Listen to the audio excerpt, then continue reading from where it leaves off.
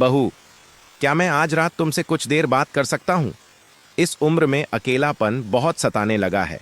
तुम्हारी सास के जाने के बाद घर सूना सूना लगता है। बहू ने शांत स्वर में कहा। ससुर जी, मैं आपकी तकलीफ समझती हूं, लेकिन हमें रिश्तों की मर्यादा बनाए रखनी चाहिए। ससुर ने सिर झुकाते हुए कहा। तुम ठीक कहती हो बहू, कभी कभी मन कमजोर हो जाता है, पर सही रास्ता वही है जो मर्यादा में हो। मुझ में आज भी वही ताकत है जो कभी हुआ करती थी, उन्होंने धीमे स्वर में कहा। बहू ने दृढ़ता से उत्तर दिया। पापा जी, हमें रिश्तों की मर्यादा बनाए रखनी चाहिए। गांव के एक पुराने लेकिन साफ सुथरे घर में विजय कुमार नाम का एक सादगी भरा बुजुर्ग रहता था। उम्र लगभग 62 के पार हो चुकी थी, पर चाल ढाल में आज भी आत्मसम्मान झलकता था। वर्षों पहले पत्नी का देहांत हो गया था। एक बेटा अभिमन्यु शादी के कुछ समय बाद नौकरी के सिलसिले में बाहर चला गया था। घर की खामोशी अक्सर विजय कुमार के मन पर भारी पड़ जाती, पर वे जानते थे कि सही रास्ता वही है जो मर्यादा और संयम से होकर जाता है। नौकरी के सिलसिले में वह विदेश चला गया था। अब उस पुराने घर में केवल 2 ही लोग रह गए थे, विजय कुमार और उनकी बहू प्रिया। प्रिया स्वभाव से समझदार, शांत और संस्कारी थी। ससुर के प्रति उसके मन में गहरा आदर था और सेवा करना वह अपना कर्तव्य समझती थी। विजय कुमार भी उसे बेटी समान मानते थे। पर कहते हैं ना, अकेलापन धीरे धीरे इंसान के चेहरे से मुस्कान चुरा लेता है। दिन तो विजय कुमार किसी तरह बिता लेते थे, मगर रातें अक्सर उनके मन पर भारी पड़ जाती थीं। एक सुबह जब सूरज की पहली किरण खिड़की से भीतर झांकी, प्रिया ने चाय बनाई और सलीके से मेज पर रख दी। विजय कुमार उस समय बरामदे में बैठा हुआ था, सुबह की ठंडी हवा में खोया हुआ। विजय कुमार ने इशारे से प्रिया को अपने पास बैठने को कहा। प्रिया हल्की सी मुस्कान के साथ पास आकर बैठ गई।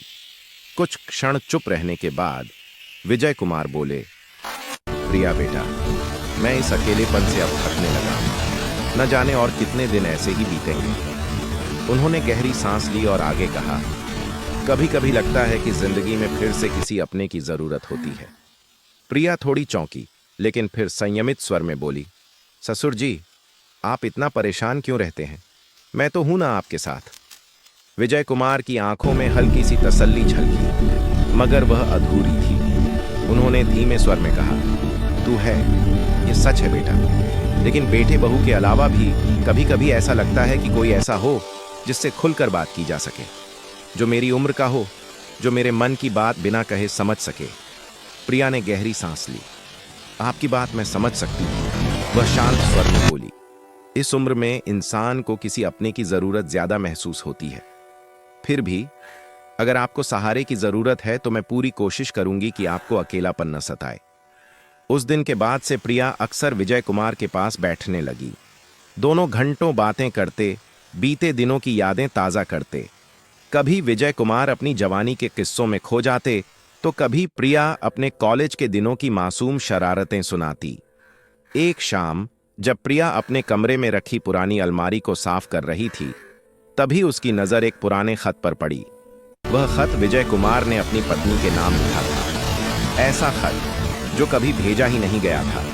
खत में लिखा था, मुझे अफसोस है कि मैं तुम्हें कभी पूरी तरह समझ नहीं पाया। तुम्हारे चले जाने के बाद ही यह एहसास हुआ कि रिश्ते समय मांगते हैं, और वह समय मैं तुम्हें कभी दे नहीं सका। पंक्तियां पढ़ते पढ़ते प्रिया की आंखें भर आईं। उसे समझ आ गया कि विजय कुमार का अकेलापन सिर्फ आज का नहीं था, बल्कि वर्षों से भीतर जमा हुआ एक गहरा पछतावा था। उसी क्षण प्रिया ने मन ही मन निश्चय किया कि वह अपने ससुर को केवल खुश रखने की कोशिश नहीं करेगी, बल्कि उनके उस अधूरे मन को भी सुकून देने का प्रयास करेगी जो बरसों से खामोशी में घिरा हुआ था। उसी बीच अभिमन्यु का फोन आया। मैं 2 दिन में घर आ रहा हूं, उसने कहा। अभिमन्यु के लौटने की खबर से पूरे घर में जैसे नई ऊर्जा भर गई। प्रिया ने आंगन की अच्छे से सफाई करवाई, ससुर जी के कपड़े प्रेस कराए और खुद भी एक हल्की गुलाबी साड़ी पहन ली। घर फिर से जीवंत लगने लगा था। दोपहर के समय जब सफेद रंग की कार आकर दरवाजे पर रुकी, तो विजय कुमार की आंखों में एक अलग ही चमक उभर आई। वह बेटा, जिसे वह साल में मुश्किल से एक बार देख पाते थे, आज उनके सामने खड़ा था। पापा, कैसे हैं आप? अभिमन्यु ने झुककर उनके चरण छूते हुए पूछा। विजय कुमार ने स्नेह से उसका कंधा थाम लिया और मुस्कुराकर बोले, अब तो ठीक हूं बेटा, तुझे देखकर तो और भी बेहतर लग रहा है। विजय कुमार ने अपने कांपते बूढ़े हाथों से बेटे के सिर पर स्नेह भरा हाथ फेर दिया। प्रिया चाय लेकर आई और तीनों ने साथ बैठकर उसे पी। देर तक बातचीत चलती रही। उन पलों में न कोई शिकायत थी, न कोई बोझ, सिर्फ अपनापन और सुकून था। अगली सुबह अभिमन्यु ने मुस्कुराते हुए एक सुझाव रखा, पापा, क्यों ना हम तीनों कुछ दिनों के लिए बाहर घूम आए। हरियाणा में एक अच्छा सा किराए का घर मैंने पहले से बुक कर रखा है। थोड़ा माहौल बदलेगा, सबके लिए अच्छा रहेगा। विजय कुमार ने मुस्कुराकर सहमति में सिर हिला दिया। प्रिया के चेहरे पर भी हल्की खुशी झलक उठी। उसी शाम तीनों हरियाणा के लिए निकल पड़े। वहां पहुंचते ही वे एक सुंदर, सादे लेकिन आकर्षक 2 मंजिला मकान में दाखिल हुए। चारों ओर खुली हवा, शांति और हरियाली थी। मानो यह जगह कुछ दिनों के लिए उनके मन को भी हल्का करने आई हो। के पीछे एक छोटा सा बगीचा था और सामने की बालकनी से खुला हुआ आसमान दिखाई देता था। शुरुआती 2-3 दिन बेहद खुशनुमा गुजरे। प्रिया और अभिमन्यु साथ मिलकर खाना बनाते, हंसी मजाक करते और विजय कुमार सुबह शाम बगीचे में टहलते रहते। वातावरण में एक सुकून था, जैसे जिंदगी ने थोड़ी देर के लिए ठहर कर मुस्कुराना सीख लिया हो। लेकिन एक दिन अभिमन्यु ने सहज स्वर में कहा, पापा, हम दोनों कुछ दिनों के लिए शिमला घूमने जा रहे हैं। आप बिल्कुल चिंता मत करना। आपके लिए एक घरेलू सहायिका का इंतजाम कर दिया है, जो घर का पूरा ध्यान रखेगी। विजय कुमार थोड़े हिचकिचाए। अकेलेपन का ख्याल उनके चेहरे पर साफ झलक रहा था।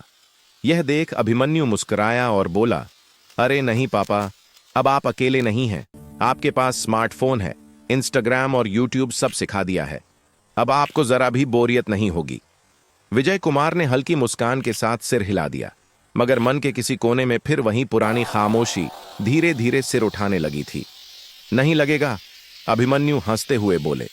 प्रिया ने भी प्यार से समझाया, पापा जी, बस 3 दिन की ही तो बात है, हम जल्दी वापस आ जाएंगे। कुछ पल सोचने के बाद विजय कुमार ने हामी भर दी। 2 दिन बाद घर में एक साधारण सी दिखने वाली मगर मेहनती और शांत स्वभाव की महिला सहायिका आ गई। वह विजय कुमार के खाने पीने, दवाइयों और घर की साफ सफाई का पूरा ध्यान रखने लगी। प्रिया ने भी प्यार से समझाया, पापा जी, बस 3 दिन की ही तो बात है, हम जल्दी वापस आ जाएंगे।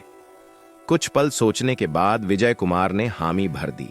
2 दिन बाद घर में एक साधारण सी दिखने वाली मगर मेहनती और शांत स्वभाव की महिला सहायिका आ गई। वह विजय कुमार के खाने पीने, दवाइयों और घर की साफ सफाई का पूरा ध्यान रखने लगी। घर व्यवस्थित था, लेकिन मन फिर भी खाली सा लगने लगा। तकनीक कभी कभी सहारा बनती है, तो कभी इंसान को उसकी खामोशी का एहसास और गहरा कर देती है। विजय कुमार अब ज्यादातर समय स्मार्टफोन में ही बिताने लगे। कभी इंस्टाग्राम पर पुराने भजन सुनते, कभी गांव की गलियों और खेतों के वीडियो देखते। बीते समय की तस्वीरें स्क्रीन पर उभरती और यादें मन में। एक दिन अचानक स्क्रीन पर दिखी एक तस्वीर ने उन्हें भीतर तक छू लिया और उनके मन में बरसों से दबा हुआ एक एहसास फिर से जाग उठा। उसकी नजर अचानक एक वीडियो पर ठहर गई। स्क्रीन पर एक युवती अपने लाइव शो का प्रचार कर रही थी और नीचे संपर्क के लिए अपना व्हाट्सएप नंबर लिखा हुआ था। पहले तो विजय कुमार ने मन ही मन सोचा, इस सब का क्या अर्थ है, लेकिन अगले ही पल किसी अनजाने भाव के प्रभाव में उन्होंने वह नंबर सेव कर लिया और बस एक सादा सा संदेश भेज दिया, हेलो। कुछ ही देर में जवाब आया, हाय अंकल, आप बहुत क्यूट हैं। संदेश पढ़कर विजय कुमार के मन में एक अजीब सी हलचल हुई, जैसे भीतर का कोई बहुत पुराना भूला हुआ हिस्सा अचानक जाग उठा हो। वह एहसास नया था, लेकिन पूरी तरह अनजाना नहीं। धीरे धीरे दोनों के बीच बातचीत शुरू हो गई। युवती ने अपना नाम सोनिया बताया। वह अक्सर कहती कि वह भी अकेली है और अपने मन की बातें किसी से साझा करना चाहती है। उसकी बातों में अपनापन था, सहानुभूति थी, या शायद विजय कुमार को ऐसा ही महसूस हो रहा था। कभी कभी वह विजय कुमार से तस्वीरें भी देखने की इच्छा जताती, यह कहते हुए कि उसे सामने वाले से जुड़ाव महसूस करना अच्छा लगता है। विजय कुमार हर बार कुछ पल सोचते, फिर जवाब देते। मन और विवेक के बीच चलती उस हल्की सी खींचतान को खुद भी पूरी तरह समझ नहीं पाते थे। मांगी। बातचीत बढ़ती गई और एक दिन उसने लिखा, मैं आपसे मिलना चाहती हूं। विजय कुमार, जो वर्षों से किसी अपने से खुलकर बात करने को तरस रहे थे, बिना ज्यादा सोचे तैयार हो गए। उन्होंने घर की सहायिका से बस इतना कहा, मेरे एक पुराने रिश्तेदार की बेटी मिलने आ रही है, किसी से जिक्र मत करना। जब सोनिया घर पहुंची तो वह साधारण कपड़ों में थी। उन्होंने हल्की मुस्कान के साथ आगे कहा, कुछ रिश्ते हमें सुकून देते हैं और कुछ हमें हमारी सीमाएं याद दिला देते हैं। शायद यह मुलाकात मुझे वहीं याद दिलाने आई थी। उन शब्दों के साथ ही विजय कुमार को पहली बार लगा कि उन्होंने अकेलेपन से नहीं, बल्कि अपने विवेक से बात की। शायद हम दोनों ने इस रिश्ते को गलत समझ लिया, विजय कुमार ने धीरे से कहा। सोनिया ने आंखें झुका ली। उसने कोई विरोध नहीं किया। शायद वह भी जानती थी कि यह उत्तर किसी न किसी दिन आना ही था। विजय कुमार ने उसे होटल के बाहर तक छोड़ा, टैक्सी बुलवाई और चुपचाप विदा कर दिया। इसके बाद वह खुद भी रात के सन्नाटे में किराए के घर लौट आए। अगली सुबह प्रिया और अभिमन्यु दोनों घर पहुंचे। दरवाजा विजय कुमार ने ही खोला। चेहरे पर हल्की सी थकान और एक शांत मुस्कान थी, जैसे किसी लंबी लड़ाई के बाद मन ने विश्राम लिया हो। प्रिया की नजरें अनायास ही उनके चेहरे पर टिक गईं। उसे लगा कि ससुर जी कुछ बदले बदले से हैं, जैसे दिल में कोई बात दबाकर बैठे हों। अभिमन्यु ने सहज स्वर में पूछा, पापा, आपके ये 3 दिन कैसे बीते? विजय कुमार ने एक पल ठहरकर बेटे की ओर देखा और उसी ठहराव में उनके जीवन के कई जवाब छिपे हुए थे। विजय कुमार की आंखों में हल्का सा पानी भर आया। उन्होंने धीमे लेकिन दृढ़ स्वर में कहा, बेटा, मैंने जिंदगी में पहली बार सच में समझा है कि खुशी बाहर नहीं, अपने लोगों के बीच होती है। और अपनों की कीमत तब समझ में आती है जब इंसान खुद को खो देने के बिल्कुल करीब पहुंचकर वापस लौटता है। प्रिया और अभिमन्यु एक दूसरे की ओर देखकर मुस्कुरा दिए। बिना कुछ कहे ही तीनों के बीच एक गहरा समझौता सा हो गया। घर में फिर से वही पुराना अपनापन लौट आया था। कुछ दिनों बाद वे तीनों अपने गांव वापस आ गए। इस बार विजय कुमार ने अपनी दिनचर्या खुद बदल ली थी। अब वे सुबह मंदिर जाते, गांव के बच्चों को पुरानी कहानियां सुनाते और खाली समय में अखबार पढ़ते। मोबाइल वे अब भी चलाते थे, लेकिन सीमित तौर पर, जरूरत के लिए, अकेलेपन को भरने के लिए नहीं।